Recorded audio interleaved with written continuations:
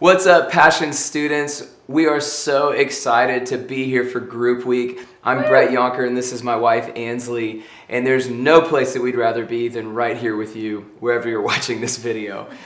This whole time we've been talking about dating, and today we're going to talk about breakups. This is like the dark side of dating. This is the other side of the coin. We're dating with a great purpose. We want to get married. We want to find somebody. We want to, find somebody that we want to link up and do our life with, walk through life. But, more often than not, sometimes when you date somebody, you learn things about the other person and you're like, oh, I don't know, that's not really for me. Or you're kind of weird, or we don't get along, or I didn't know that about you. All kinds of reasons, and there's a famous... Or they kiss like a marshmallow.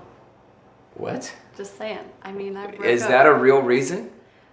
That's why I broke up with my high school boyfriend. No way. He kissed like a marshmallow mouth. What's kissing like a marshmallow? It's like when you get a jet puff marshmallow and you just make out with it. That sounds disgusting. Like, really, it doesn't work.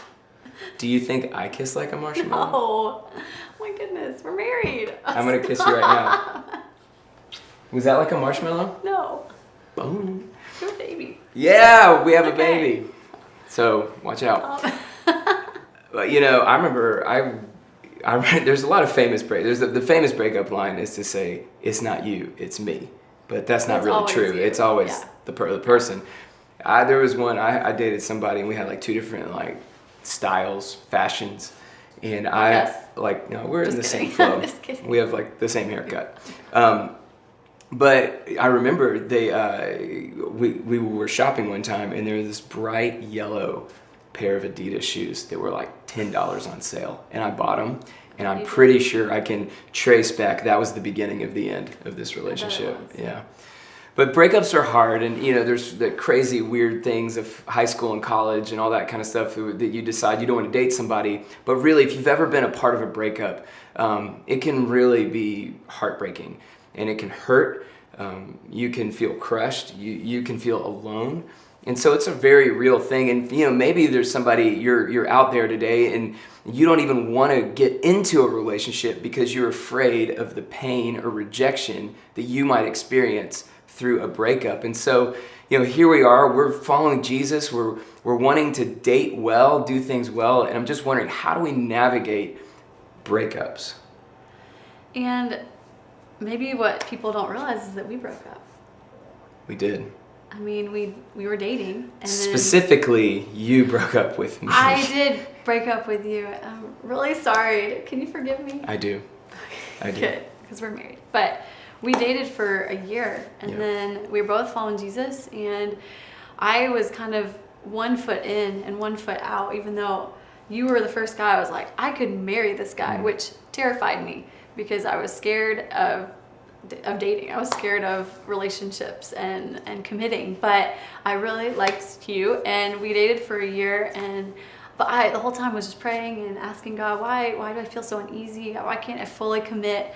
And is it me? Is it something in me, or is it him, or whatever? But finally, just felt like God said, you need to break up, and so we did, and it was horrible. I mean, yeah.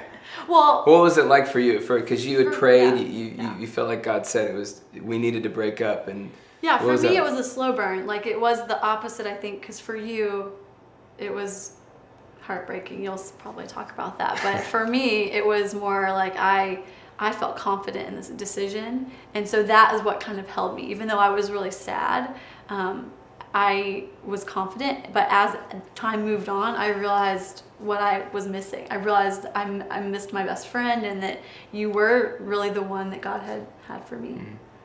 I definitely remember that day, you coming over to my house and saying that you felt like we needed to break up, and I was like, no, I don't think you heard from God right. And and so because for me, I was really, I felt like you were the one that I was going to marry. I don't think I'd ever said that out loud because I thought that would scare you. But I knew pretty quick that you were the one for me. And so when you told me that day, it really crushed my heart. And so much so I couldn't eat or sleep for weeks. The summer was the worst summer of my life. And because I really felt so alone, and I felt like I wasn't gonna ever get married to anybody because you were it. And But God did a lot in my life in that season, and one of those things that he taught me is that he was enough, that Jesus was enough. And if you're a Jesus follower, that's the bedrock in which all of your relationships are built on, is that you belong to Jesus, and that he is yours, you are his, and so he was enough for me, even though I was feeling this like sense of heartbreak. And the second thing, later in the summer, as I began to kind of move through all of my feelings and emotions, and God began to work in my life, I read this passage in Philippians 3, and Paul says this. He says that we're to forget about what's behind and to strain for what's ahead. And so, yes, I was hurt by this relationship, and I really wanted to be in a relationship with you, but I can't live in the past, and I can't stay in the past. And so I have to strain or take steps towards the future. The good news is that Jesus is enough, and he is leading me into that future. And I knew that you loved Jesus and that you were following Jesus. And so I knew that your future was going to be a great future too, because you're walking with Jesus. And so for me, that's how I began to kind of step out of heartbreak. Even though I was hoping my future was going to be with Jesus and with you, I was going to be okay if that wasn't the real option. Yeah, and I think for me, God showed me that I really felt called to lay it down, and then he really did put it back in my hands when I surrendered that. And so, but either way, that's really what we both felt like God spoke to us, was that God, he's enough. Jesus is enough for us. And so walking through that season, I mean, it even says in scripture that he binds up the brokenhearted. That's right. He's near to those who mourn, and he's with you, if you've been through that. And even if you haven't, he is enough. We're never alone. We don't have to worry. If we're not with someone, we don't have to worry that we got to find somebody. That's like right. All these people are getting snatched up and I'm going to be alone forever. That's just not true. God is with us, and he is leading you, and he will lead you as you run after him. He'll bring people in your life to run with you.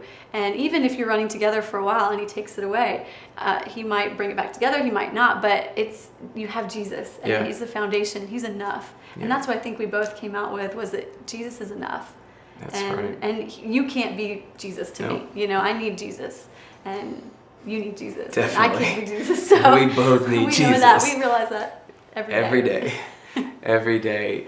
And so, whether or not you're in a relationship or you're not, there is a way to walk through this life, and you can honor and glorify God in a dating relationship, but you can also honor and glorify God in the way that you break up in a relationship, that you can still love and honor somebody. Even if you're not in a relationship, maybe you're not necessarily best friends anymore, but there's a way that you can treat them and honor them that would reflect the glory of God to people.